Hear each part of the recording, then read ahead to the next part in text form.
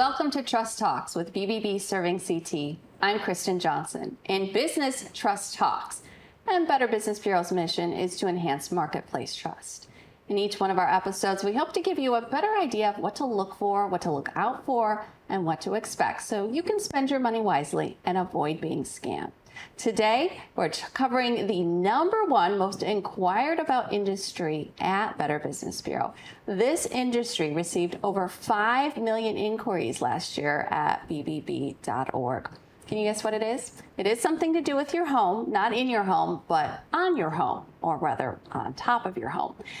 It is the roofing industry. Not only did roofing contractors rank first across the country last year in the number of inquiries they received at BBB with 5.2 million, but second only to online retailers in the number of reviews they received, and 43rd for the number of complaints, just under 5,500. BBB ranks over 6,000 industries in all three of those categories. And joining me now is Catherine Davis. She is the president of Bartlett Brainerd Products Company in West Hartford, which has been accredited with BB, get this, since 1962. Catherine, thanks so much for being with us today. Thanks for having me, Kristen. Well, first, tell me a little bit about your company. So we're a company in West Hartford, been in business for over 85 years. We're an exterior remodeler and do roofing. I'm the third generation with Bartlett Brainerd, and I came in about 40 years ago to help my dad. What made you continue that family legacy? I'm really proud of the reputation that we have, and that we can be the contractor that people can trust. And it's been a nice career. Well, speaking of longevity, let's talk about the life expectancy of a roof. How long can you expect your roof to last? Well, your average roof lasts between 25 and 35 years, but there's many things that might change that. Are there things that we should be doing to make our roofs last longer? Well, one thing a lot of people fail to do is keep the shrubbery, the trees, and things from not touching the roof. You want to make sure that you don't have overlying branches, and all that can add to pest infestation and mold, mildew, and lichen on your roof. So that's a #1 thing. You can let your roof breathe. So that eats away at the shingles? Or Yes, it does. What's the impact of that? Yeah, it eats away at the shingles. It all that kind of creeps under the tabs of the shingles. So that's a main thing. And you can also assess your venting and your insulation in your attic, because that heat from that attic can sometimes make the roof fail early. Oh, so how do you know when it is time to get a new roof? I mean, most of us aren't going on our roofs regularly. Right. So you're experiencing blow-offs in storms. You're seeing shingles on the ground. You look up and you see all this curling and cupping of your shingles. And those are mainly the reasons. And also, of course, if you have a leak. So a contractor may come in and tell you need to have your roof replaced when in reality it only needs to be repaired. How can we as a consumer know when a roof needs to be replaced rather than be repaired? Well, I guess you're going to have to rely on a trustworthy contractor. #1, if you think your roof is fairly new, hopefully it doesn't need to be replaced and there's just something funky happening. Or, you just get that trustworthy contractor in there to assess it. And I'd get a couple of opinions. You don't want to rush this process. Can you have an insurance adjuster come in and look? Insurance adjuster would not really be able to tell you anything. You really do need that trusted contractor. Okay. Now, I've heard that the off-season may be the best time to do this type of project. Is it true that you can get lower prices in the spring because materials are more readily available? Well, you can get a better price in the spring because people have not been doing roofing in the winter. So they're looking to boost their winter sales and start in the spring and get their schedule. So the spring is a good time to save money. We have winter discounts so you can start right off in the spring. And it also is a really good time to do roofing in May and June, April, May, and June. My next question was going to be, when does that work really start? Because we can once in a while get a snowstorm in March, so you really got to wait till April? Well, no, you don't have to wait till April. It's just the weather related. And you just don't want to do a roof in the dead of winter unless it's leaking, because you do want the temperatures over 32. Okay, let's talk about cost. Obviously, realizing it depends on the size of the home, but Do you have a ballpark figure of how much a roof replacement costs? Right. So you're anywhere between $10,000 and $20,000, depending on the size of the home and the scope of the work. What about reshingling? You can actually save money by just covering up the current roof instead of replacing it, correct? Exactly. So code requirement says no more than 2 layers of roofing on there because they're worried about the weight of the shingles on your rafters. Oh. So you don't want to do any more than 2. It was very common to do a second layer when we were doing a lot of 3-tab roofs. Now we're doing architectural roofs. To put a second layer on an architectural roof and have it look good sometimes isn't very successful. So when you say 2 layers, does that include the current layer, the original layer, and then original layer, one yes. more time you can do that? And how much would that save you? Quite a bit, because you're not paying for dumpster fees, you're not paying for ice and water shield and any of the underlayment. You're kind of putting a Band-Aid on it. And how long does that Band-Aid usually last? Again, I would have to say about 20 years. Oh, okay. Okay. Well, Yep. that's pretty good. So you talked about all of these other things that come with the cost, dumpster fees. I mean, what are we looking at besides just the actual materials? For the Right. roof? So you've got dumpster fees, building permits. You've got to have all the components like starter shingles and ice and water shield and underlayment and ridge vent.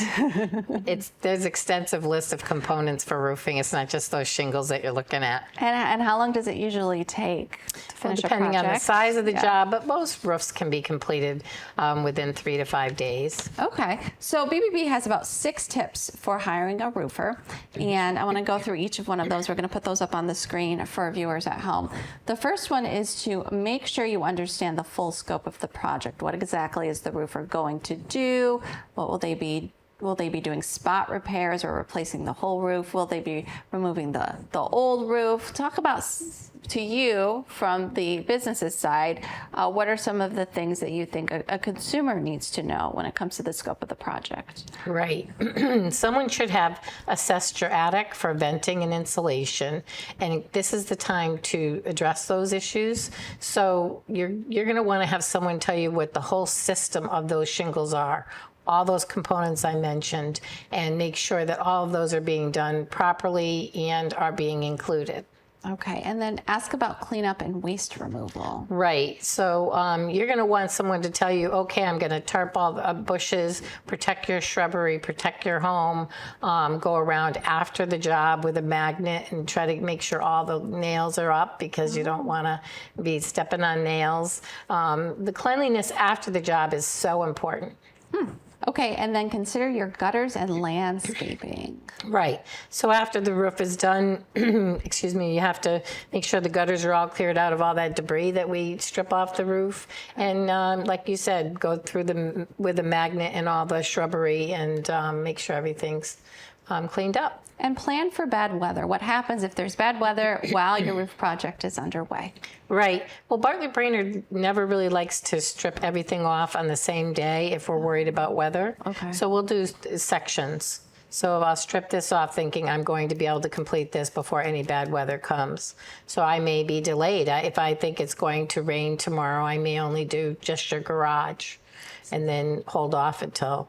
I don't like to rely on tarps on roofs. Speaking of weather, when we're in the heat of the summer, what is it like for those guys up on those roofs? It's pretty brutal. It's pretty brutal. We start much earlier than normal, and we end earlier. You know, you probably don't put in a whole day on a day like today. So you'll know, as the consumer, if you want your roof replaced in July or August, it may take longer. Yes. Okay. Is there anything we can do to help them, like bring out a glass of ice water or? We provide quite a bit of refreshments for them to be hydrated because that's so important.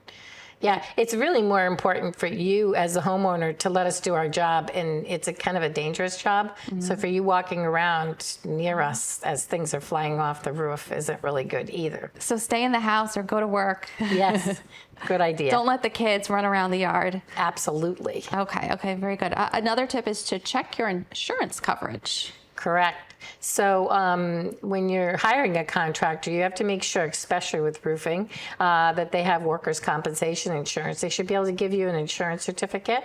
And they also can give you that insurance certificate the day that you sign up, and it can have your name on it, so that if I canceled it between the time I started and the time I signed up, then you would get notice. And if it's your own insurance coverage, see if your own insurance will cover the cost of the project. Right. If the roof has been damaged by hail or a storm, absolutely. The first person you should call is your insurance company. But you want to also not be rushing into this, because the insurance company is going to want you to do it the cheapest way.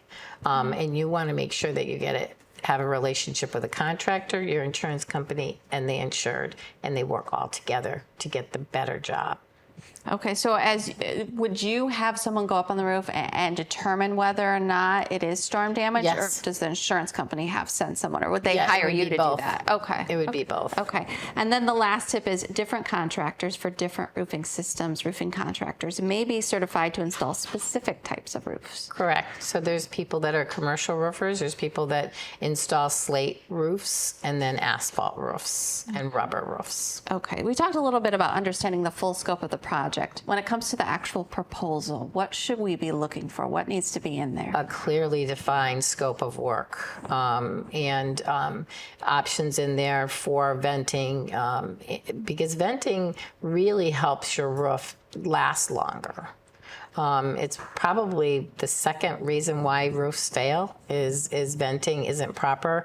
In New England here, that's that old ice dam problem, is because people aren't venting their attics. And so the roof caves in because It doesn't cave in. The unruly heat source creates that ice dam. Okay. So this is the time to really get educated on what the components are, what your specific roof needs, because you might have soffit overhangs and I do not. Okay. Things like that. So those are important things to look at: the scope of work, the components that are going in it, the training of the people that are installing the roof. You know, we're Owens Corning preferred contractor. We get an incredible amount of training and support from Owens Corning. Okay, and then also a start date and end date. Start date, end date. Typically, we recommend not to give more than a third down as a deposit and keep 2/3 for yourself, Okay. to make sure you're happy at the end of the job. And once you're fully happy, then pay in full. Because one of the big scams out there is a large deposit up front and then the contractor disappears. Disappears. And so what are some of the red flags of being taken advantage of? Well, it's that old adage, hurry up and make a decision. So you want not to be hurried on this project, because this is the most important thing you're going to do to your home. You know, everybody loves the fancy kitchens, fancy bathrooms, the pools. Nobody wants to spend money on a roof, but it only keeps all the rain out, the mold and mildew. Don't be rushed. You want to do all your research, and you know, BBB is a great resource for that. That fancy kitchen's going to be ruined if you don't have a good roof over it, right? Exactly. But roofs aren't fun, unfortunately. They aren't fun. They're not fun, and they are very expensive. There's a difference between being scammed and then just dealing with unethical people that you might just, do shoddy work. And you, fortunately, I guess for your company, but unfortunately have had to go in and fix a lot of problems. Right. We get a lot of calls to redo roofs completely that are not very old at all. People are just disgusted that they either won't have the contractor come back or they won't come back. So it is a very bad field that there's not a lot of communication sometimes. The contractor won't call you back. They come out and say it's just fine. It's a very frustrating situation when you've spent all that money and invested in your home, and then you still have a leak. And do you feel like the problems are visible right away, or this is something a few years down the road? Unfortunately, a poorly installed roof can start to fail and show signs of that 6-7 years up the road. Okay. So unfortunately, it doesn't always happen right away. That contractor may not be around anymore. Right. Do you feel like that all the bad actors in the industry sort of ruin it for everyone else and make it harder for consumers to know who to trust? It is very difficult. It makes it very difficult. I think that when people get contracts in the mail and don't meet people, and don't get a pulse on whether they're professional or not, that is another thing. Don't just get a piece of paper in the mail and then decide that price looks great. You want someone to explain stuff to you and to really be educated on the process, because then you can make an educated decision. The cheapest isn't always the best, is it? Exactly. So we've talked a little bit about the unethical marketplace, but what about just straight out scams? What are the most common scams you see in the roofing industry? Just kind of like that driveway scam. I have extra materials. I'm in the neighborhood. I can do your roof for really cheap. And again, rushing you, saying, well, I'd have to start tomorrow because, I'm going on to my next job. So those are red flags, and that's just not, it's just not the way you want to go. You want to really take your time and get educated. In the end, it'll pay off to do that research on Absolutely. The front end. Yep. Because everybody wants to rush and get that off their list, but it's not one of those things that you should do that with. Especially if you're trying to sell your house and you just want to get it done so you can get out of the house, right? Exactly. And then there's storm chasers. Yes. The storm chasers are amazingly... they really talk people into rushing again. Don't worry about it. I'm going to work with your insurance company. Just sign here. Again, a lot of pressure. You have to hurry up and make a decision. I'm here today. I'm not going to come back tomorrow. And they are from out of state. They're not local. They're from Texas. Most of the storm chasers are. So you have to be very careful. I mean, I don't know if you remember, but Weathersfield got hit by that. There was a very bad storm there, and that they really a lot of people got taken advantage of. And you should also be wary of who you let up on your roof, correct? Exactly. You've got to be careful because, number one, they start going on your property. You don't know if they're going to fall on purpose or by mistake. You don't know if they're going to do damage to your roof when they're up there. So you really should just, by appointment, take your time, decide who you want to trust, do your research, go to the BBB sites and find somebody that's reputable. No reputable business is just going to come knocking on your door unsolicited. Nope. Okay. Are there any professional organizations that we should ask if they're a part of? Well, there's NARI, which is the National Association for Modelers. Okay. We're also... you can go to the Owens Corning sites. You can go to the GAF sites. They often have their preferred contractors listed on their sites. So those are usually vetted by the manufacturers. So most of them are pretty good. Okay. Better Business Bureau has some other tips regarding roof repairs after a storm. Don't sign over your insurance check to a contractor. Get an invoice from the contractor and pay them directly, preferably with a credit card. Don't sign any documents that give the contractor the rights to your insurance claims. Resist high-pressure sales. As Kathy already mentioned, some storm chasers use tactics such as the good deal that you'll get if you hire them on the spot. And be wary of places you can't see. An unethical contractor may actually create damage in places you cannot easily access to get worth. It's easier for people to scam people when they can't see the finished product, and a lot of us aren't going to go on the roof. It's not safe for us to do that. So again, it's probably good to find someone you can trust before you enter into an agreement like this. Right. Okay. As I mentioned earlier, you have been accredited with Better Business Bureau for more than 60 years. What does that seal mean to your business, and what do you hope it means to your customers? I hope it means to my customers that we take honesty seriously, we take ethics seriously, and that their satisfaction is the utmost importance to us. And the BBB seal has always meant that for me and my business, and I've been proud to be a member for that many years. And we should mention that you don't just do roofing. What are some of the other services that? Right, so we do exterior remodeling, so that would be siding, roofing, windows, doors, porches, porticos, things like that. So anything on the outside of your home. And you keep your business small to an extent for a very important reason. Why is that? Right. I like to have a lot of control over the quality and be able to service what I sell and go back if they need me. Someone may call you and tell you they think their roof is leaking and it's their chimney. But they won't know that until you prove it and show it and give them a recommendation for somebody to fix it. I saw a joke when I was researching for today's interview. It said, if you think hiring a good roofer is expensive, try hiring a bad one. That's a good, nice saying. Yep. Well, remember doing your research ahead of time. It really can save you a lot of money, and it can save you a lot of headache. Kathy, thank you so much for your insight. Thanks for having me. I know I've learned a lot, and I hope consumers out there have learned a lot as well. We really appreciated it. You can find a reputable roofer at bbb.org. In fact, there are more than 600 accredited roofers right here in Connecticut there. So it should be hard to find one near you.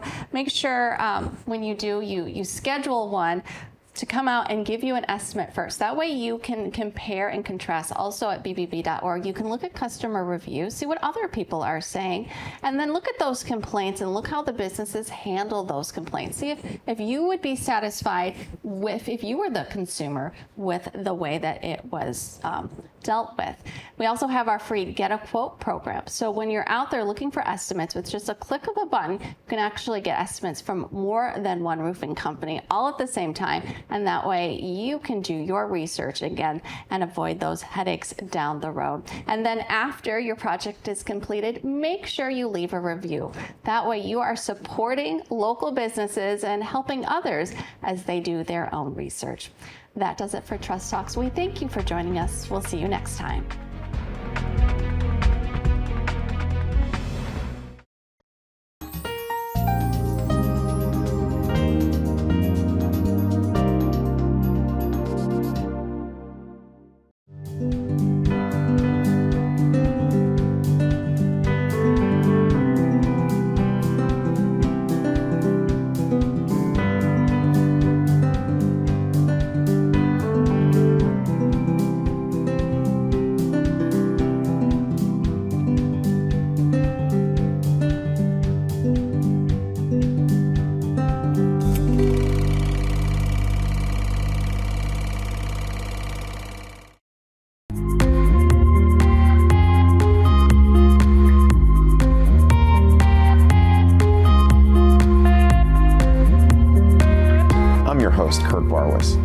Today, I have a very special guest, Dr. Andrew Lin.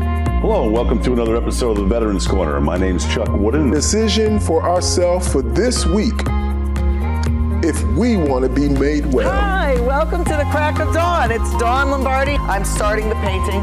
It's going to be the clips with some water. Love it. He took me on the sets of Lost in Space, Batman. Everybody has a story. What's yours? Until next time,